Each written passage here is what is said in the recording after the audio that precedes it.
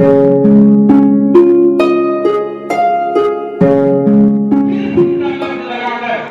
کی اہمیت کو گھٹاتے ہیں اور اس کو کمتر دکھانا چاہتے ہیں، اس کوشش میں لگے ہوئے ہیں کہ امت کا 95% بچہ یا تو جاہل ہے یا کالج اور اسکولوں میں جاتا ہے، صرف 4-5% بچے جو یہ مدرسے میں آ رہے ہیں، ان کو بھی قرآن مت سیکھنے کو، ان کو بھی انگلش سکھاؤ، ان کو بھی میتھ سکھاؤ، اور ان کو بھی کامرس پڑھاؤ، ان کو بھی بایو پڑھاؤ، اور ان کو بھی سائنس اور ٹیکنالوجی پڑھاؤ، تاکہ علم دین ان کے اندر سے نکل جائے اور دین کی اہمیت نکل جائے۔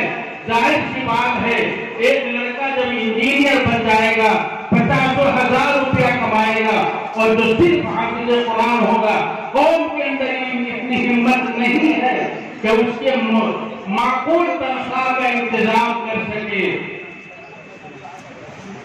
دوسری کو ترجیح دے گا۔ وہ حافظ قرآن ہے لیکن انجینئر بھی بن گیا تو پڑھائے گا مدرسے میں، پھر کہاں سے آئے گا؟ آسمان سے ٹپکیں گے لوگ۔ یہ مدرسے میں پڑھانے کے لیے آسمان سے فرشتے آئیں گے، مکتب میں قرآن سکھانے کے لیے آسمان سے فرشتے آئیں گے، آپ کے مصلی بھی امامت کرنے کے لیے جبریل امین آئیں گے۔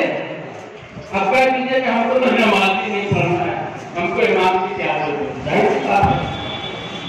جس کو نماز ہی نہیں پڑھنا اس کو امام کی کیا ضرورت ہے؟ جس کو کلمہ ہی نہیں سیکھنا اس کو مولوی صاحب کی کیا ضرورت ہے؟ میرے بزرگوں دوستو، بڑے سمجھدار لوگ اس زمانے میں ہیں اور بڑی سمجھداری کی بات کرتے ہیں، مدرسے کی تعلیم کو صرف کا لفظ استعمال کرتے ہیں۔ میں ہر چیز اس کو بتا نہیں کر پاتا۔ آپ کیوں نہیں کسی جنرل اسٹور والے کے پاس اور کسی کرانہ کی دکان والے کے پاس میڈیکل کی دوا خریدنے جاتے ہیں؟ کیوں نہیں جاتے؟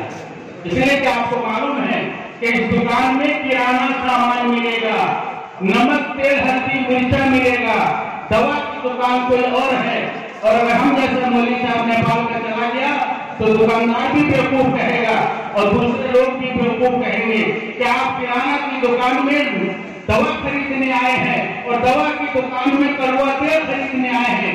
میرے بزرگوں اور دوستوں، آپ سے اور اس دنیا والوں سے بیوقوف کون ہو سکتا ہے جو دین کی تعلیم اور دین کی ترقیات سے انجینئر اور ڈاکٹر ہم سے مانگا؟